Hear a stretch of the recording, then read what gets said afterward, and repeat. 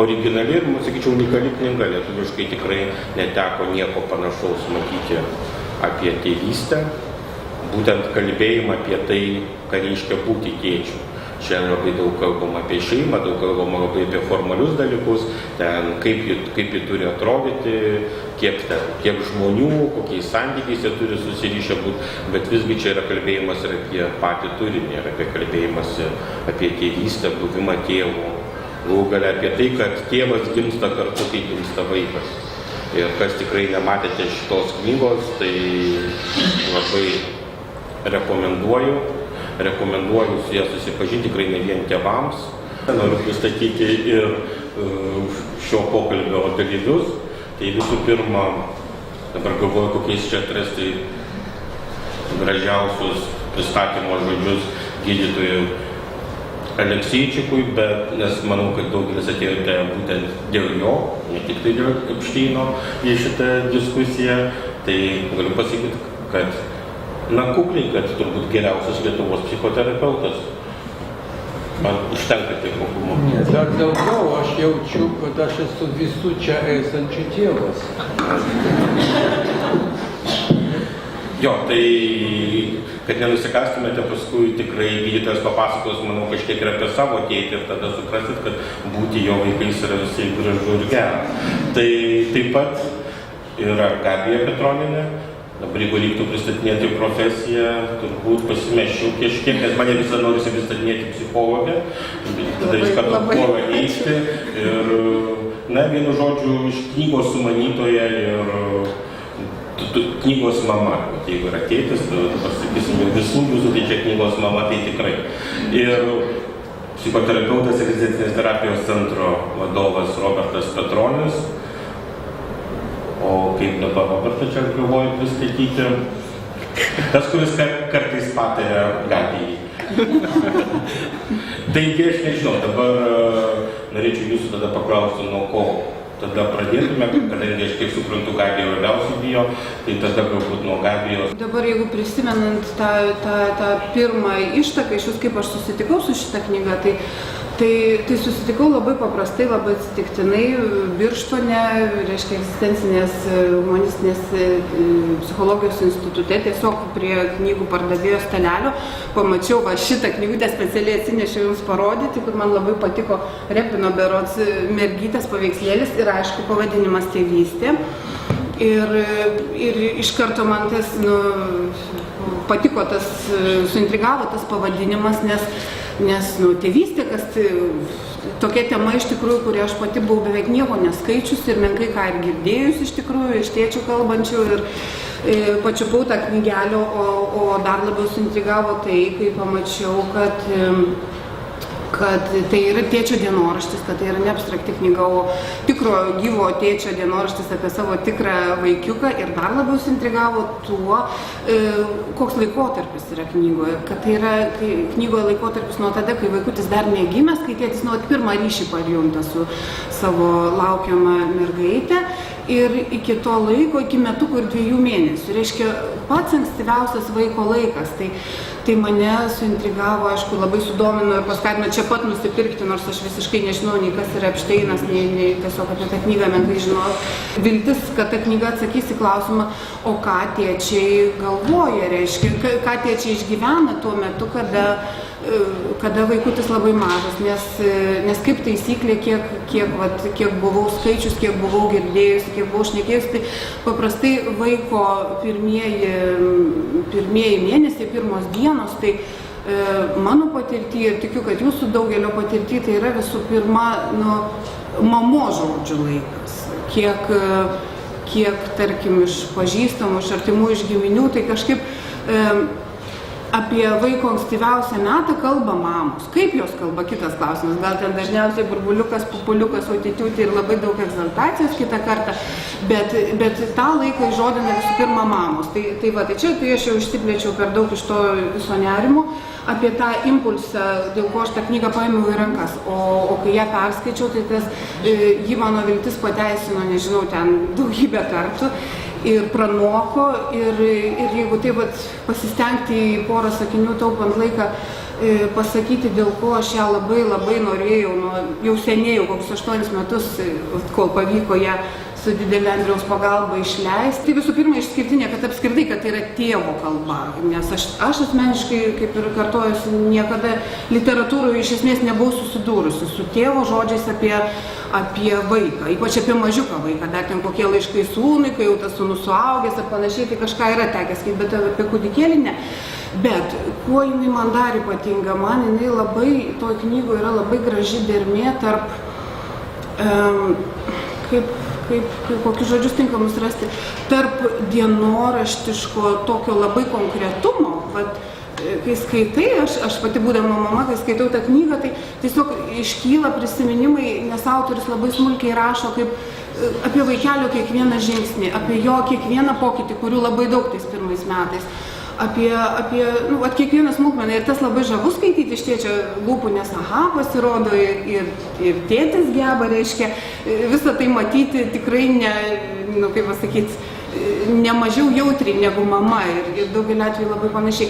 Tai va ta plotmė labai graži, bet mane to knygų tai labai žavėjo ir tebežavi dermė tarp to dienoraštiško kasdienybės perteikimo ir tarp, sakyčiau, išskirtinai intelektualaus ir dvasingo, jeigu nebijoti to žodžio, tokio žvilgsnio iš šalies įprasminimo tos kasdienybės, kad jis tikrai nepasilieka tam visam košelių, tyrelių, šaukštelių ir pirmų dantukų lygmenį, bet jisai įprasmina tos pirmus metus iš tikrųjų, sakyčiau, taip giliai ir taip plačiai ir taip visapusiškai, kad aš tą knygą jau tikrai esu nuskaičius daug kartų, nes dirbau ruošdama ją spaudai ir dabar rengdamasi pristatymą vėl iš naujo perskaičiau, bet joje kiekvieną kartą randi vis naujas ir naujas plotmes iš tikrųjų, kad labai įvairiais aspektais, ir teologiniu aspektu, ir psichologiniu. Norėčiau iš tikrai pacituoti tai, kas man atrodo, kuo ta knyga išskirtinė, kad iš tikrųjų tai nėra knyga apie tėtį, kuris gimė vaikas ir jis jau jaučiasi, kad dabar pratęs giminę, kad kokį jis čia padarė žygdarbį ir kaip čia viskas dabar bus gerai, koks jis čia yra šaunus. Ir aš tada tik pacituosiu, kas yra 4 viršelio užrašyti, man labai įstrigė šie žodžiai. Gimimas, dovana ir gimdytojams ir naujagimiui. Bet kokia ta dovana nelygiavertė? Mes dovanojame savo vaikui tik vieną visai trumpą gyvenimą, vos kelias 10 metų, o jis dovanoja mums nesibaigiantį ir visas pusės nusidriekusi visų mūsų protėvių ir ateities kartų gyvenimo medį. Taigi, kas kam turėtų dėkoti? Ar visas gimdytojų triūsas, rūpinimasis, auklėjimas, pasiaukojimas dėl vaikų nėra tik labai mažas užmokestis už tai, kas įgyjama, amžiną giminės gyvenimo tąsą. Juk gimdydami vaiką mes kartu pasmerkėme jį mirčiai, o jis dovanoja mums nemirtingumą. Tai iš tiesų, man atrodo, kad ir ta knyga persmelkta ir kitų dalykų, kas man kaip tėčiui, dukrą auginančiam tėčiui svarbu, ta knyga yra, kuri pasakoja, kokia tėčio meilė yra sunki. Nes jeigu sutuoktinio meilė, tai yra meilė ta, kuri tarsi jūs kartu mylit, o dukra nieko neskolinga tėčiui. Tai paėmus dukra, tai yra mylėti ir mokytis mylėti ir tą, kuri vis tiek tave paliks. tą, kurį palieka, nes tai yra natūralu, nes yra ta natūralu atsiskirti, mokytis mylėti ir kartu neužgyti kito savo vaiko, savo nuosavybę, kas yra nepaprastai svarbu ir labai persmelkia šitą visą knygą. Taigi, o Robertai, kas tavo knygoje svarbu? Andriau, klausė, kas man yra šita knyga, tai tiesą sakant, skaityti ją nebuvo lengva kaip tėčių. Ir jinai kažkaip autorius, Epšteinas, jisai užkelia kartelę taip aukštai, kad kartais, kai skaičiau tą knygą, tai ką ir Gabija minėjo, kai jisai aprašo dukros kvėpavimą, jos krūptelėjimą ir daug tokių niuansų, tokių detalių, kur pats imi susimastyti, o kur aš tuo metu buvau. Ir ar iš tikrųjų aš pats, kai augo mano vaikai, ar aš tuos krūptelėjimus pastebėjau, girdėjau ir jaučiau. Ir tenka pripažinti, kad daug ko, kas yra dalies to, kas yra knygoj, labai sunku. Taip gyvai iš savo gyvenimo atrasti ir tada apima tokia kaltė. Ir būtent su to klausimu, kur aš tuo metu buvau, kada vat tai vyko mano namuose. Tai jo kitas dalykas, tai tiesą sakant, ko gero antrinsiu Gabija, kas man šitoj knygoje yra ypatingai svarbu, tai iš tikrųjų tas spektras mane jisai labai nustebino ir kaip galima nuo tokios kartais buitinės konkretybės greičiau gal taip sakyti, greičiau per tokį atrodytų buitinį konkretumą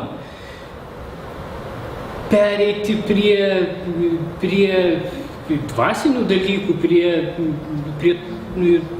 tokių išgyvenimų ir vėlgi taip pradedi galvoti, kiek aš gebu tą vat, nepaskęst tame tokiam vat, tuose reikaluose, darbuose, ten nuvedimuose į darželį ir nepastebėti, kas yra pakeliui. Tai taip, kad šita knyga yra tokia, sakyčiau, kad gana sunki skaitimui, bet ne tąja prasme, kad jinai sunkiai parašyta, nors esu girdėjęs ir tokių atsiliepimų, kad ją nelengva skaityti, bet ta prasme,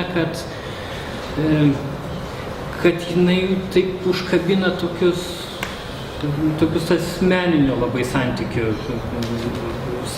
rakursus. Klausant Roberto, man labai taip panūdau pridurti, vat, kaip jisai kalba apie tai, kaip jis kaip tėtis tą knygą skaito. Tai vat, aš sakiau, būtinai noriu pasakyti pristatymo metu, kad man atrodo, kad šita knyga yra labai svarbi skaitytojui kaip vaikui. Kad tai yra tikrai ne tik tai knyga tėčiui, ir ne tik tai knyga mamai ar ten žmonai, bet, tarkim, mano patirtis, tai buvo, aš pradėjau tą knygą, kaip ir sakiau, vedama smalsulio, o kaip ten tie tėčiai išgyveno, o kaip ten tie tėčiai. Ir paskui labai greitai aš pagavau save, skaitant tą knygą kaip dukra. Ir man, ko gero, ta knyga, man asmeniškai, yra pati svarbiausia dovana kaip dukrai. O dabar dėl ko aš puoliau pratesinėti Roberto mintį, kai jisai sako, kad sako, aš skaitydamas ar nejaučiau kaltę, kad aš galbūt ne viską išgyvenu, tai aš galvoju, ko gero, ir mano tėtis, ir mano vaikų tėtis, ir mano pačios tėtis, ir ko gero daugelis tokių žemiškų tėčių, taip, jie galbūt ne tiek giliai, tiek plačiai ir ypatingai tiek išraiškingai savo tėvystės, manau, išjausti tai daug kas taip panašiai išjaučia, bet ypatingai taip įvardyti, tai daug kas nesugeba ir už tai man kaip vaikui tai buvo didžiulė dovana, nes aš skaičiau ir supratau, tai štai kas aš esu savo tėčiui. Ir ta knyga nepalieka abejonės, kad gal tik jam, tam tėčiui jo dukrelė tokia. Ne, aš supratau, kad aš ypatingai esu besąlygiškai, ta prasme, tik dėl to apskritai, kad aš gimiau, viskas, daugiau nieko nereikia. Ir tai buvo tarsi man dovana kaip savo tėčio dukrai, tarsi mano tėtis man rašytų tą knygą. Prieš perėdami, kaip supratau, prie knygos kritikos, aš dar tada pacituosiu vieną vietą, kuri man irgi atrodė svarbi, kuri tokia vėlgi perteikia turbūt Epšteino rašymo stilių ir rašymo matymą.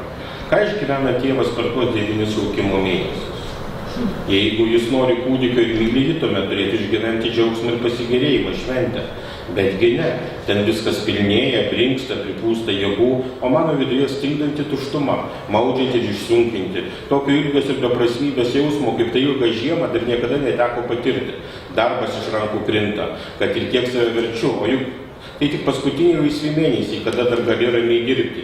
Dėja, nuo ryto lygi vakaro ir apsnūdę dykinėjų, mėgindamas įsikabinti nenaudingų knygų ir laikraščių skaitymą, išsiblaškęs žvilgčioju pro langą, šrampinėjau iš kampo į kampą, netgi apibendrindamas žiemos patirtį sumaniau kurti užrašus apie melancholiją, bet ta pati melancholija nuo šito sumanimo mane yra atbaidė.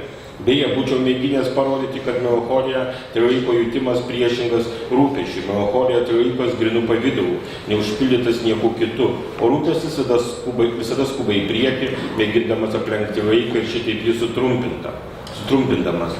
Turiu omeny, kad iš tikrųjų tie jo išgyvenimai, kuriuos aprašo, tai nėra klišės, nėra banalios klišės, su kuriomis mes dažnai susidurėme. O kartais tikrai susidurėme su, vėlgi, skaitydami Epšteiną, su, tikrai tokiom drastiškai radikaliomis metaforomis arba palyginimais. Kai atsimenu, kai aš skaičiau, man pirmą kartą trumpiausiai užkliuvo, kad sakoma, jūs turbūt žinote Evangelijoje pasakyta, kad kelias į gyvenimą yra siauri, vartai į gyvenimą yra siauri. Ir staiga skaitai, pažiūrėkit, sako, vaiko gimdymą, kaip jis gimsta, kaip jis veržiasi pro siaurus vartus į gyvenimą. Lygiai taip pat pro siaurus vartus į gyvenimą, kaip ir siauri vartai yra vėlgi gyvenimą. Ta prasme, tai iš tikrųjų yra krikščionio pasakojimas, su labai išjaustais dalykais, su labai tikėjimu, iš tikrųjų vėlgi, be tikėjimo bus sunku būti galbūt tėčiu, kaip prašo Epšteinas. Bet dabar tikrai suteiksiu žodį gydytojui. Čia taip daug gero pasakyta, kad aš taip pat negaliu praeiti pro šalį ir nieko gero apie šitą knygą nepasakyti. Turiu pasakyti, kad čia tikrai, aš ją skaičiau tikrai prieš 7 kokius metus, dar anksčiau Epšteiną pati mačiau, kiek vėliau skaičiau jo apie sektanstą, apie tikėjimą ir sektantizmą knygą. Reiškia, apie netikrą tokį tikėjimą skaičiau. Ir prieš 8 metus šitą knygą taip pat padarė ant mane labai didelį įspūdį. Tokia, kad dabar lietuviškai, aišku, gimtoji kalba kita, bet lietuviškai aš taip pat negalėjau nesusilaikyti ir galėčiau cituoti, pribraukiau čia taip pat.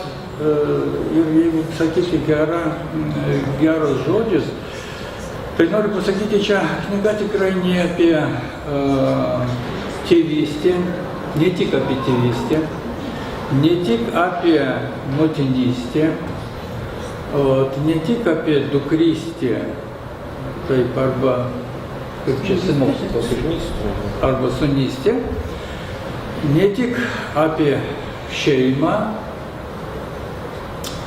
ne tik net apie visuomenę, tikrai galima sakyti, kad čia tokia, kaip ir rašoma, čia metafizinė tokia knyga. Ir gal pajausit šitą išeinantį už fiziką, už psichologiją rėmus, kada aš jums pacituosiu. Čia apie amžiną moteriškumą ir amžiną vyriškumą taip pat. Amžinoji moteriškumą ir išreiškia duktė, stulbinantis spragą viso pasaulio kultūroje. Kiek apdainuojama nuotaka, žmona, motina, nepažįstamoji ir beveik niekada duktė. Nuotaka ar žmona čia pat greta, per daug artimus ir lygios mums. O įkvėpimas visada gyvas, ana pusybė, to, kas nepasiekime. Tokia yra duktė. Ir čia galima daug ką tokio cituoti, galvoju, iki jūs daeina. Taip, dažnai vyrai pradeda ir moterų vertinti, ir save vertinti, kada taip pradeda mylėti dukrą. Tai savo laiku prieš 8 metus, žinot, esu vienas turbūt iš daugiausiai veikiančių biblioterapeutų, kada aš perskaičiau šitą knygą, aš galvojau, viskas, duosiu visiems skaityti. Tai rusiškai, lietuviai dar buvo ne visai užmiršęs rusų kalbą. Taip. Nu ir žinot ką, niekam nedaviau. Labai aukšto lygio šitą knygą. Ir vat aš baisiai bijau, kad ypatingai sakė, kad čia jų tėvai ateina. Kur čia mes matom, kur čia tėvai ateina. Jeigu moteris perskaitys šitos knygos ir reikalaus nuo tėvų, kad jie taip būtų tokio lygio, tai dabar, kiek mes žinom, Lietuvoje pusė žmonių išsiskiria, tai paskui 90% pradės išsiskirti. Tai iš vienos pusės be abejo labai gera knyga, bet būkit atsargi su šitą knygą. Labai taip atsargiai su ją elgsitės. Kad jūs dar daugiau pagąsdinti, aišku, tikrai, taip, kokia tai yra knyga, ji dar iš geros pusės. Man tai norėjosi, kad, reiškia, ne viena moteris neištikėtų ar neduotų šventų priežadų, kol šitą knygą neskaitys, neperskaitys. Čia taip būčiau, mane priklaustų, tai būčiau teisės, reiškia, kaip čia, zakonodatelė. Taip, įstatymų leidėjas. Įstatymų leidėjas, tai žinot, prieš tą kaip ženytis, perskaityti. Jeigu šitą knygą pasinersi į ją, vyrams ypatingai, tai yra didelis pagrindas, pirmas, subobėti, pavydėti moterims ir stengtis būti panašios, ne į žmonas, čia būtų pusė bėdos, į savo dukras. O jeigu turit, man tai gerai, aš ir dukrą turiu ir sūnų, o jeigu turit ir sūnų, dar tai turėti be galo daug pretenzijų savo sūnui, kodėl jis nėra toks, koks yra dukra. Tai vienas dalykas dar daugiau.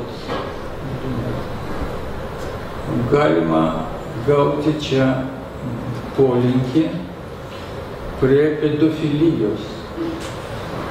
Taip dukra išmoka vyrų mylėti, taip parodo savo šitą amžiną moteriškumą ir taip toliau, kad labai lengvai suprasti.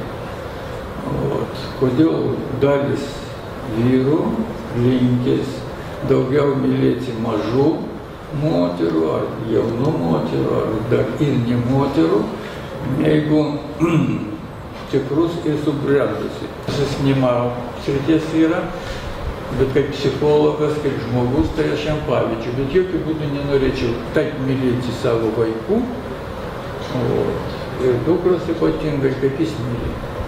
Nors pavyzdžių, kaip jis myli. Atsiprašau, tos knygos neskaičiau, bet man taip padvelgia truputį iš jūsų antireklamą.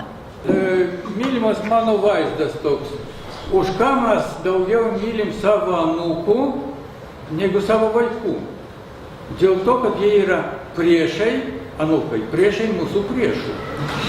Jeigu ką nors vertinga, tai aš jums sakau, taip, tokia gera knyga, kad net bloga.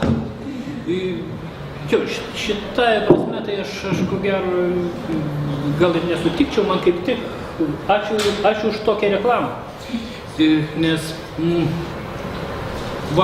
vaistas, kuris neturi, jūsų, man atrodo, frazė yra, vaistas, kuris neturi pašalinių poveikių, jisai ir gydomojo poveikio neturi.